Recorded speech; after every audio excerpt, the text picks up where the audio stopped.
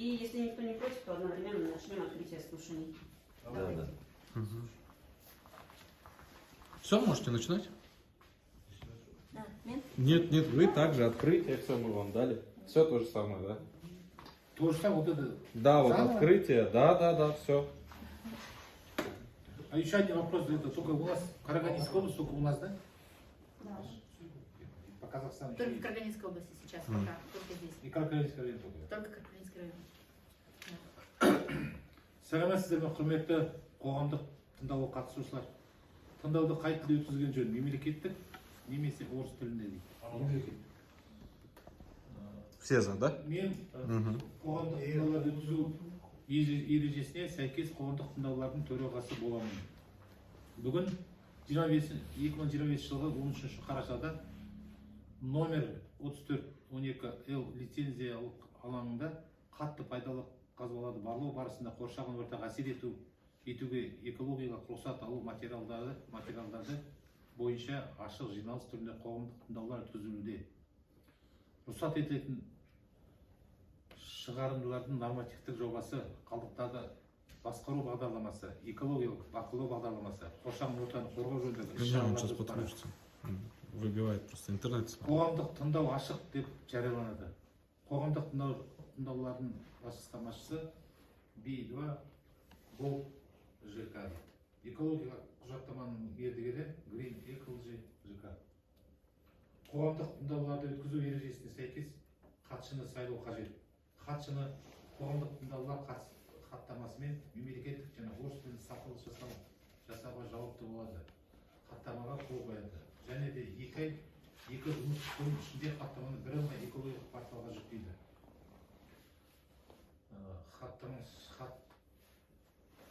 Хатшы Салихова Зульфия. Если никто не против, то я буду. Кім келіседі? Все за, да? Спасибо. Қарсы кім қарсы? Жоқ. Кім қарсы қалды? Жоқ. Дауыс беру аяқталды. Хатшы сайланды. Күн тәртібімен ұсынамын.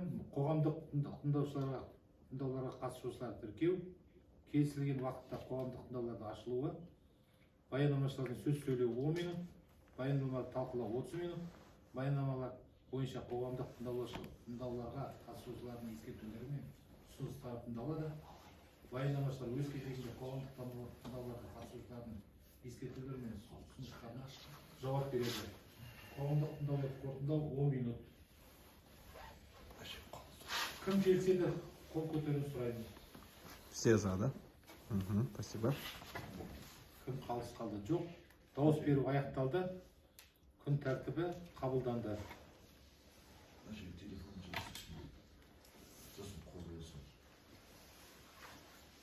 Сөз сөйлеу үшін баяндамашы эколог Жақсыбекова Жанаргүл Зиядовна.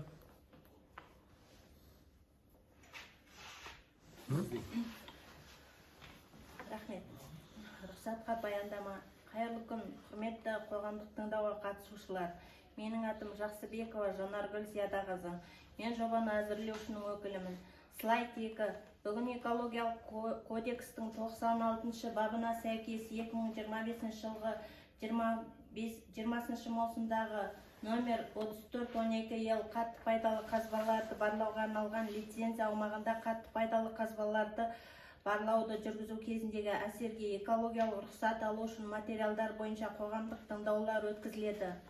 Экологиялық кодекстің 120 бабына сәйкес әсер етуге экологиялық рұқсаттың болу көзделіп отырған қызметті жүргізу үшін міндетті.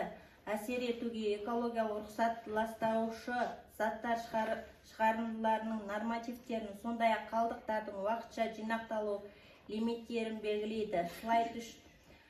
Әсер етуге экологиялық рұқсат алу үшін мемлекеттік экологиялық сараптамаға жататын жобалау құжаттарының құрамына мыналар кіреді. Шекті рұқсат етілген шығарындылар нормативтерінің жобасы, қалдықтарды басқару бағдарламасы, экологиялық бақылау бағдарламасы және қоршаған ортаны қорғау жөніндегі іс-шаралар жоспары кіреді. Слайд 4. B2 Gold Казахстан ЛТД 34 талаптарын тұратын жер қойнауы теліміндегі учаскесі белгіленген жерге геологиялық барлау жұмыстарын жүргізуді көздейді. Барлауды жүргізуге 2025 жылғы 20 маусымда белгіленген номер 3412 ел қатты пайдалы қазбаларды барлауға арналған лицензия негіз болып табылады. Слайд 5. Әкімшілік бөлініс бойынша 2025 жылғы 20 маусымда берілген номер 3412 ел жер қойнауы телімінің учаскесінің ауданы Қазақстан Республикасы Қарағанды облысы Қарқаралы ауданында орналасқан. Қарағанды облысы бойынша азаматтарға арналған үкімет мемлекеттік корпорациясы коммерциялық емес акционерлік қоғам филиалының деректеріне сәйкес лицензия алаңы Қаракөл, Қоянды, Балқантау және Нығмет Нұрмақов атындағы ауылдық округтерінің аумағында орналасқан. Лицензиялық алаңға ең жақын тұрған ауылдар Атантай ауылы 3 км, Қаракөл ауылы 4 км, Қарабұлақ ауылы 10 км, Өсібай ауылы 20 км, Қоянды ауылы 36 км. Слайд 6-7. 2025 жылы осы бағыттар бойынша геохимиялық, геофизикалық және басқа да жұмыстар жүргізілді. Нәтижесінде болашағы бар телімдердің орналасуы нақтыланды және арықтар мен барлау ұңғымаларын салу орындары анықталды. Шикізат түрі қатты пайдалы қазбалар, алтын барлау жұмыстарында мынадай жұмыстарды жүргізу көзделеді.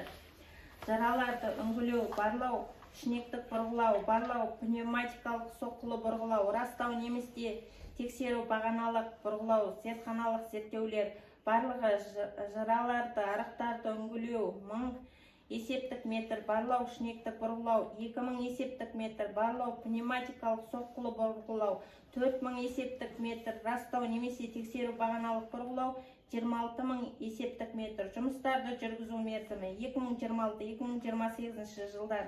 Жұмыс картасы слайдта көрсетілген.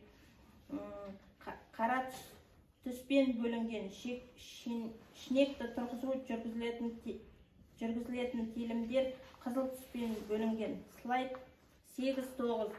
Шекті рұқсат етілген шығарындылар нормативтерінің жобасы Қазақстан Республикасы экологиялық кодексінің 2 қосымшасының 2 бөлімінің 7.12 тармағына сәйкес қатты пайдалы қазбаларды барлау 2 санаттағы нысандарға жатады.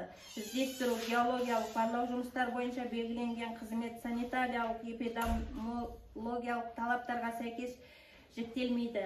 Жер жұмыстары, бұрғылау жұмыстары, дизель генераторы мен отын құюшының жұмысы қоршаған ортаны ластаудың негізгі көзі болып табылады. Жұмыстар аяқталғаннан кейін бүлінген жерлерді қалпына келтіру, топырақ қайта көму жүргізіледі. Ғимараттар мен құрылыстарды салу, барлау жұмыстарында көзделмеген. Жұмыс жүргізу кезінде атмосфера құрамында 70-20% кремний, қосты көміртек оксиді, азот оксиді және азот диоксиді, көміртек, сутегі бар органикалық емес шаң бөлінеді. Атмосфераға ластаушы заттардың жалпы шығарындысы жылына шамамен 2,5 тоннаны құрайды. 10-шы слайд. Есепте кәсіпорында атмосфералық ауаны қорғау бойынша мынадай іс-шаралар жүргізу ұсынылады. Технологиялық регламентке сәйкес жұмыстарды орындау, бүлінген жерлерді уақытылы қалпына келтіру, барлау ұңғымаларын бұрғылау кезінде жуу сұйықтығын қолдану, тозаңдарды болдырмау үшін қоймасын үлгімен жабу, топырақ қоймасының жасанды сумен ылғалдандыру, жолдарды шаңды басу үшін арнайы байланыстырғыш регенеранттер пайдалану, экобарьер немесе оның аналогтары, жылжымалы металл зұңғыттарды пайдалану, қатты және шаң тәріздес қалдықтарды тасымалдау кезінде көлік құралы қорғаныш үлгімен немесе жағым материалымен қамтамасыз етіледі. 11-12 слайд. Қалдықтарды басқару бағдарламасы іздестіру, геологиялық барлау жұмыстары кезінде өндіріс және тұтыну қалдықтарды түзіледі. Қауіпті жылына 0,216 тоннаға дейін, қауіпсіз жылына 2,5518 тоннаға дейін. Оның ішінде біріншісі 1,35 тонна жыл көлемінде қатты тұрмыстық қалдықтар қызметкерлерінің тіршілік әрекет үрдісіне түзіледі. Екіншісі жылына 0,0018 тонна көлеміне медициналық қалдықтар кәсіпорын қызметкерлеріне медициналық көмек көрсетілуіне қарай және медициналық қобдишаларды пайдалану кезінде түзіледі. Жылына 0,216 тонна көлемінде майланған шүберек арнайы техника мен автокөліктерді ұсақ жөндеу және пайдалану кезінде пайда болады. Төртіншісі, жылына 0,72-ден 1,2 тоннаға дейін көлемдегі бұрғылау шламы бағаналы ұңғымаларды бұрғылау кезінде пайда болады. Нөмір 010599 қалдықтардың жинақталуы Қазақстан Республикасы заңнамасының талаптарына сәйкес арнайы жабдықталған жүк сандық сақтау көзделген контейнерлерде. Қазақстан Республикасы экологиялық кодексінде 320 бабының 2 тармағының 1 тармақшасына сәйкес қалдықтарды пайда болған жеріне уақытша жинау, оларды кәдеге жаратуға беру күніне дейін 6 айдан аспайтын мерзім көзделген. Мамандандырылған ұйымдармен қалдықтарды шығаруға арналған шарт жұмыстарды жүргізу алдында жасалады. Қауіпті қалдықтарды кәдеге жаратумен айналысатын ұйымдардың қауіпті қалдықтарды қайта өңдеуге мемлекеттік лицензиясы болуға міндетті. Жоспарланып отырған қызмет қалдықтарды көмуді көздемейді. 13-ші слайд. Бағдарламада мынадай іс-шаралар көзделген. Нысана қоршаған ортаға өндірістік экологиялық бақылау жүргізу, қалдықтардың пайда болуын, уақытша сақталуын және шығарылуын есепке алуын жүргізу. Қалдықтарды тек осыған арналған орындарда және арнайы сыйымдылықтар мен контейнерлерде уақытша жинау. Қалдықтарды осы мақсат үшін жабдықталған көлік құралдарын пайдалана отырып тасымалдау, материалдар шығындысының есебін жүргізу, қалдықтарды бөлек жинау, арнайы техникалық жөндеуді мамандандырылған ұйымдарда жүргізу, қалдықтарды шығаруға мамандандырылған ұйымдармен шарттар жасасу. 14-ші слайд. Экологиялық бақылау бағдарламасы Қазақстан Республикасының экологиялық кодексінің 182 бабына сәйкес 1-2 санаттағы нысандардың операторлары өндірістік экологиялық бақылауларды жүзеге асыруға міндетті. Қазақстан Республикасының экологиялық кодексінің 183 бабына сәйкес өндірістік экологиялық бақылау экологиялық рұқсаттың бір бөлігі болып табылатын өндірістік экологиялық бақылау бағдарламасының негізінде жүргізіледі. Экологиялық бақылау бағдарламасының көзделіп отырған қызмет туралы қысқаша мәліметтерді қалдықтардың түзілу мөлшері мен шығарындылар көздері туралы, сондай-ақ экологиялық бақылаудың көлемі мен кезеңділігі туралы жалпы мәліметтерді қамтиды. Бағдарламада шығарындылар көздеріне есептік әдіспен 90 сайын бақылау жүргізу көзделеді. Экологиялық бақылаудың нәтижесі экологиялық бақылау бағдарламасы бойынша 90 сайынға есеп болып табылады. 15-ші слайд. Қоршаған ортаны қорғау жөніндегі іс-шаралар жоспары. Қоршаған ортаны қорғау жөніндегі іс-шаралар жоспарының жобасы кодексінің 125-ші бабының тарапына сәйкес 2-ші санат нысанасы үшін әсер етуге экологиялық рұқсат алуға арналған өтінішке қосымша ретінде әзірленді. Қоршаған ортаны қорғау жөніндегі іс-шаралар тізбесі.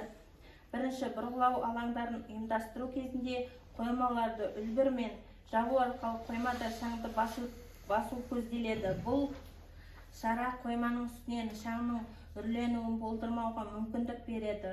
Оларды өңгілеу кезінде топырақ қоймасының суарылуы көзделеді. Бұл іс-шара топырақ қоймасының үстінен шаңның үрлеуін болдырмауға мүмкіндік береді.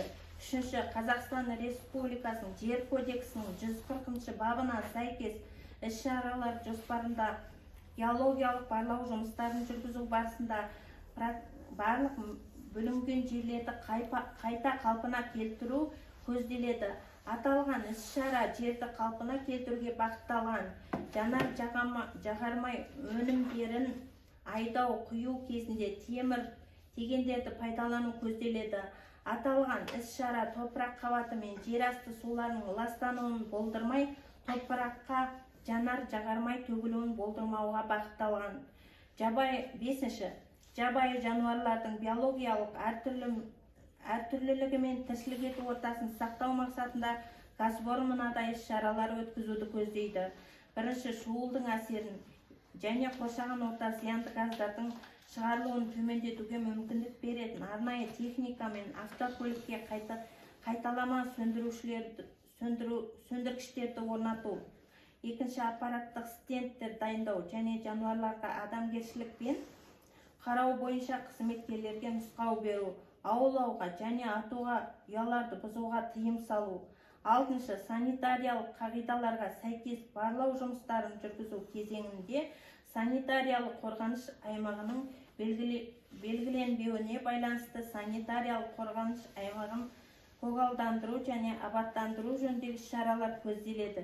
Жергілікті атқарушы орган келісімі бойынша жақын маңдағы елді мекендерде көгалдандыру көзделеді. Іс-шараларды қаржыландыру көзі өз қаражаты. Іс-шараларды өткізу мерзімі 2025-2026 жылдар. Рахмет. Вопросов есть? Нет? Здесь все понятно. Все, если можно завершать тогда официально.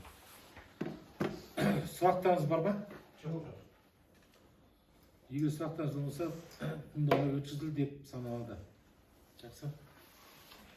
Все, спасибо. Рахмет.